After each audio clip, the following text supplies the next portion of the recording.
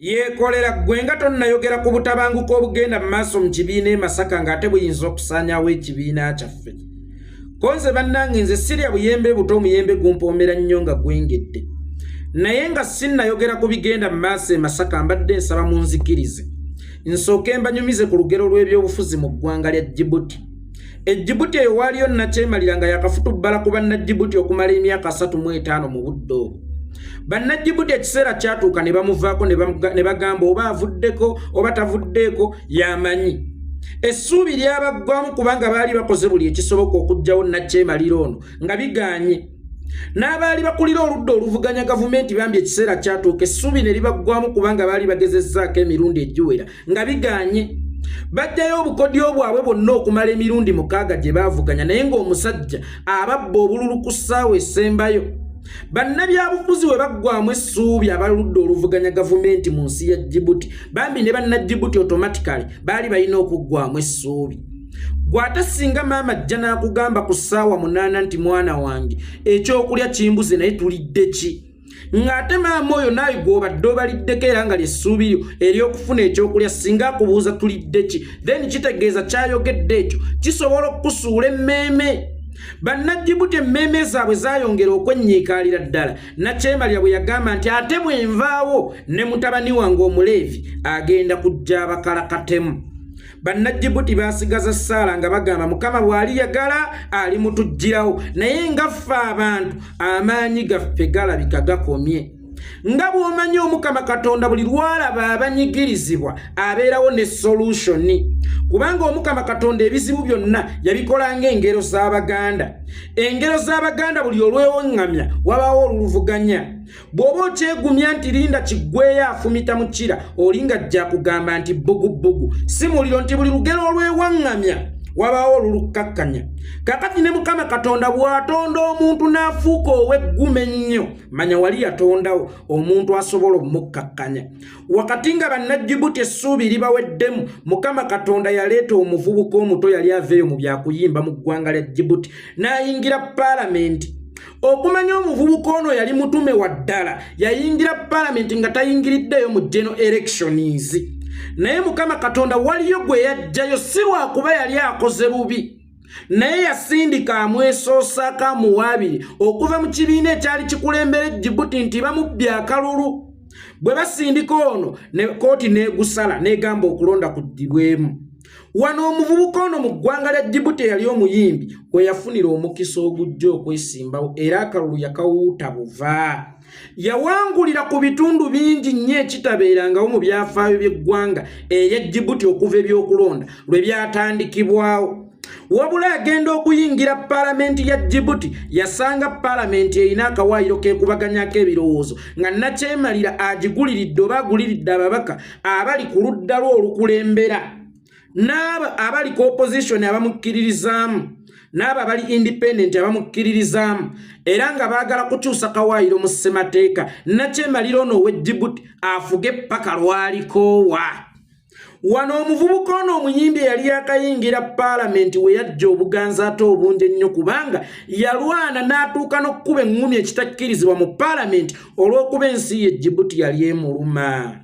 Yalwana n'akuuka ejjembe olw'okuba ensi ye Djibouti yali emuluma. Si lwakuba nti ekyo ekikolwa kyali kikkirizibwa mu paalamenti ya Djibouti oba mu ssemateeka wa Djibouti naye kyekyali kisigaliddwa okukolebwa kyokka kubanga akawaayiro ako mwe mwali essuubi ly'abannadjibouti lyonna nti omusajja emyaka gimuwubidde akawero wadde yajjawo ekkomo ku bisanja naye kasita ekkomo ku myaka likyaliwo era lyessuubi lyaffe ffenna bannadjibouti okuwona Nnakyemalira ono.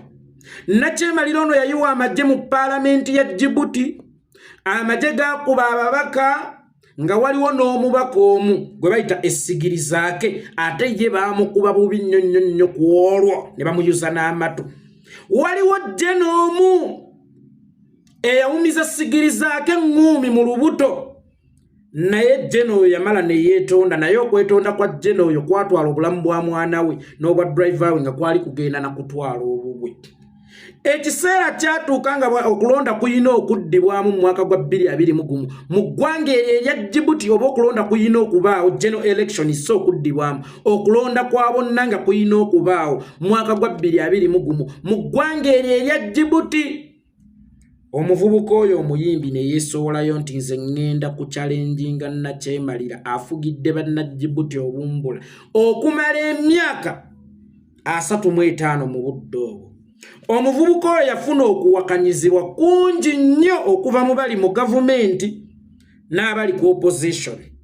Abali mu gavumenti nga bagamba nti oyo omudongo ng'akulembera ani. Ne Nakyemalira we Djibouti kyava agamba ebyokuyimba byakuyimba, ebyobufuzi bya bufuzi. Nakyemalira we Djibouti ne yeerabira nti okuyimba mulimu, ebyobufuzi ate yo si profession, buba buweereza. Nga naye bwe yali omubbi w'oku mazzi Nakyemalira oyo wabula nga yeebulizabuliza mu nteeza emisana naye ng'ekiro abbira ku mazzi yasobola okujja ne yeesimbawo era n'awangula. Teri yamubuuza nti obadde okola mulimu ki. Twamanya nti munazze mu buweereza kubanga wano tewabaawo profession, wabaawo buweereza kubanga tewaliyo digiri ya kubeera president.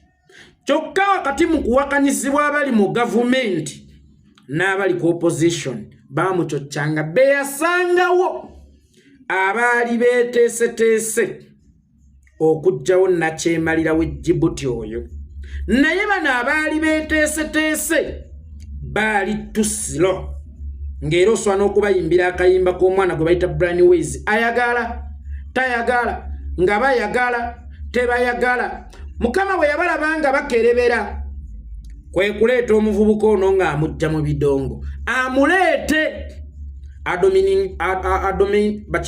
adominatinge opposition yonna okusobola okutwala bannayuganda mu nsi ensuubize. Bannabyabufuzi bano be yasangawo mwalimu Mpuuga terya bire, mwalimu akali amenvu, mwalimu Kibedi Kabinika, mwalimu Bakikwateko, mwalimu ne Kasibambuzi. Naye ng'abo bonna bakolagana butereevu ne Katikkiro w'Obwakabaka obwo. Era baasanga obuzibu okukikkiriza nti space yaabwe etwaliddwa. Space yaabwe eyingiriddwamu omuvubuka ate gwe babadde batasuubira, ate bo gwe balaba nga atasaanidde atalina experience kubanga bo baali baludde mu by'obufuzi bya Djibouti. Bo baali baludde mu by'obufuzi bya Djibouti. Munnange ng'okulonda kutuuka. Omuyimbi ono yakuba bubi nnyo Nakyemalira we Djibouti. Naye Nakyemalira we Djibouti olw'okuba nti amagye tegaali tegakyali gaggwanga nga yagafuula gage nga gasobola omumukuumira mu buyinza.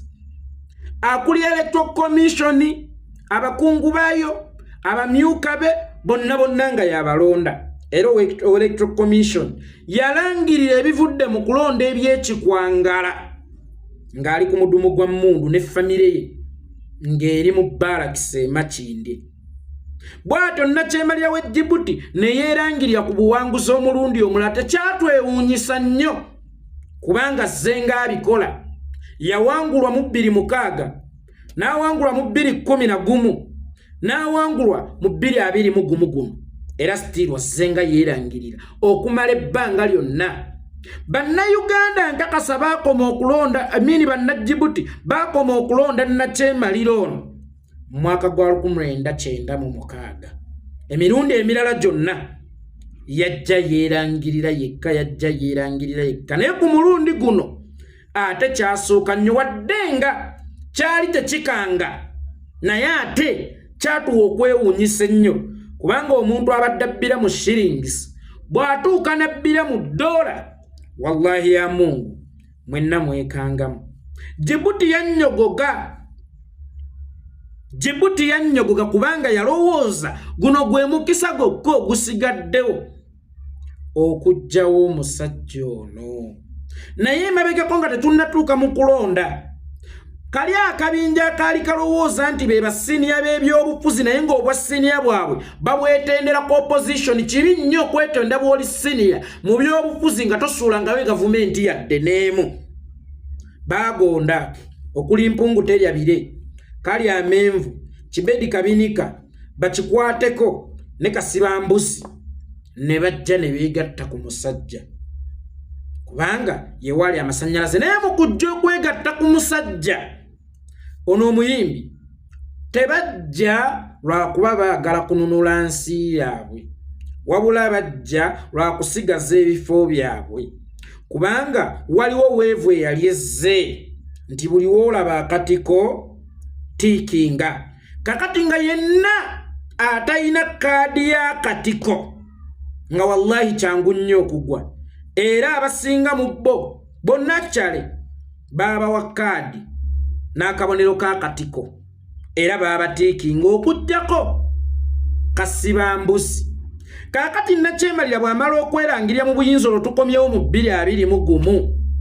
automatically ono omuyimbi ye yalina okudda ku gavumenti ng'era yalina okulonda shadow cabinet mu kulonda shadow cabinet Mpuuga teyabire yafuulibwa Ssaabaminisita naye ono bakikwatako omukazi yekka yali mu kabinja kaabwe kali olw'okuba ye yali ayagala kununula nsi ye olw'okuba ebigendererwa ebyali byakununula nsi ye teyafaayo njinunudde naani asirongazi njinunudde teyafaayo gwe ngendo ginunula naye ayina bukugu ki asirongazi njinunudde teyafaayo ku kintu kyonna kubanga ye omulamwa gwe gwali gwa kununula nsi ye guli ogwabali gwali gwa bifo Mpuuga teyabire bwe bamuwa Ssaabaminisita ku ludda oluvuganya gavumenti yasooka n'aba mugonvu nnyo naye ng'obumulubulu buyitamu nti Mpuuga teyabire oyo munnange takukkiririzaamu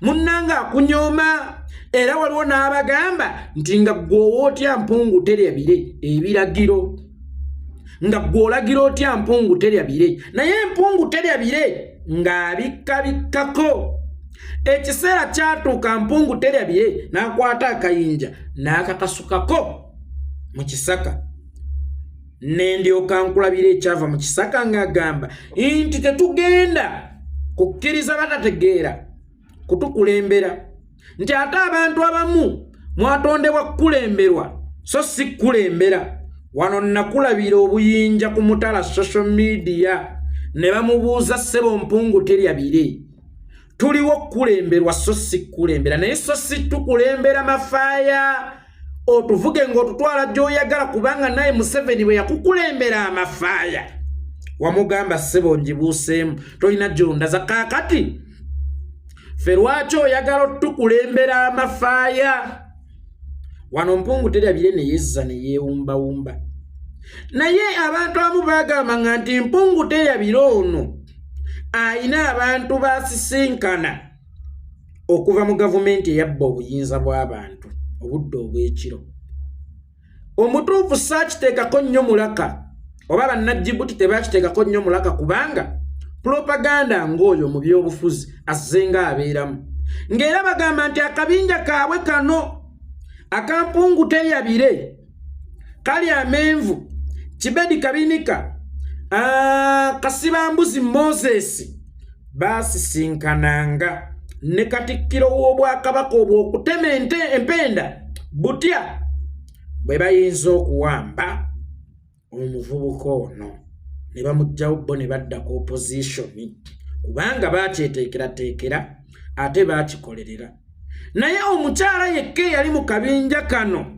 gwe bayita bakikwateko ye munnange yabeeyawulako mangu kubanga yagenda okulaba ng'ebigendererwa byabwe bisukka ku kwagaliza ensi bantu bangi bakuba president akamba kubanga oyo opposition wa Djibouti abantu bamubatiza nti ye president kubanga baali bakakasa nti gwe balonda bamukubanga obwama nti naye Mr. President teeka nnyo amaaso go ku Mpuuga teyabire Mpuuga teyabire eno omugjeeko amaaso naye ebiruubirirwa bye binene nnyo Mpuuga teyabire ono akuliira munda nga mbuzi babulooga eyo ne bajja ne boogera baani ab'oku radio ne boogera abakubi b'amasimu ne boogera naye president ye yalaba nga Mpuuga teyabire wallahi akyali mwesimbu nnyo wallahi akyalina empisa nnungi nnyo.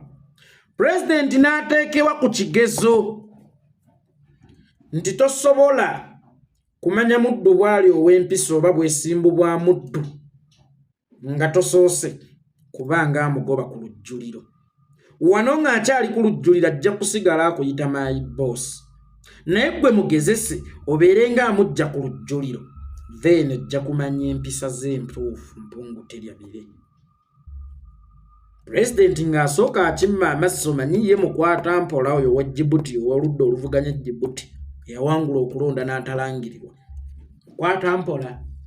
Kakati mu Desemba omwaka oguwedde nga tugenda mu Kulimansi, omunkulu kyava ajja obwakatikkiro ku Mpuuga teryabire. N'abukwasa omuvubuka gwe bayita Yoweri Sebadi n'agamba kakati ye katikkiro mu shadow government. Wano we nalabira Mpuuga teryabire omutuufu. N'atandika okukozesa obuyinza obutono bwe yasigazaawo weewaawo nga bungi, ne n'atandika okubukozesa okulaga empisa z'entuufu. Bwe yagobwa ku lujjuliro yatandika okuggyayo kkala z'entuufu, yatandika okuggyayo empisa z'entuufu, yatandika okuyisizaamu ddala pulezidenti amaaso, yatandika ddala okuzaala wa pulezidenti, yatandika okugootaanya obubinja bwonna obwali anda ekibiina kyabwe ekiriko akabonero ak'akatiko. Ebibiina byonna ebyali bisobola okuggyawo nakyemalira yatandika obbirwanyisa mpola mpola, yatandika obbikyankalanya mpola mpola kubanga yakimanya nti ebibiina bino eby'enjawulo ge gayinza okuba amatabi agawaniridde ekibiina kino ekinene ekirina akabonero k'akatiko. Olowooza singa pulezidenti yamuleka ku lujjuliro lw'obwakatikkiro yalitegedde Mpuuga teryabire omutuufu? Mpuuga teryabire mutuufu ategeerekese amaze kugoba ku bwakatikkiro mu shadow cabinet. Kaakati ajjeyo emizeege kyekiri kye twagambanga Mr. President nti tosobola kumanya bwesimbu bwa muddu ng'akyatudde ku lujjuliro. Wano asigala akyakuyita boss, asigala akyakuyita president, asigala akyakuwa ekitiibwa lwa nsonga nti akyatudde ku lujjuliro. Nebanga amugobamu ku lujjuliro nga tomugobye, nebanga amugobamu ku lujjuliro katono, olabe Mpuuga teryabire omutuufu. Omanyi kapa esobola okukanga ebyana byayo okumanya emiyaayo ne kapa ez'awaka, era bw'ejja n'ekanga ebyana byayo egidduka gibeera miyaayo. Tukkirize nti Mpuuga teryabire bwe yakangibwamu n'agamba nze sikyali kapa kati ndi muyaayo. Nekyamukisa mulungi nti generation eno mu ggwanga lya Djibouti etunula nkaliriza. Ani akyamanja okwogera ku by'e Masaka? Mpuuga teryabire kyekizibu kye mulina olunaku olwaleero.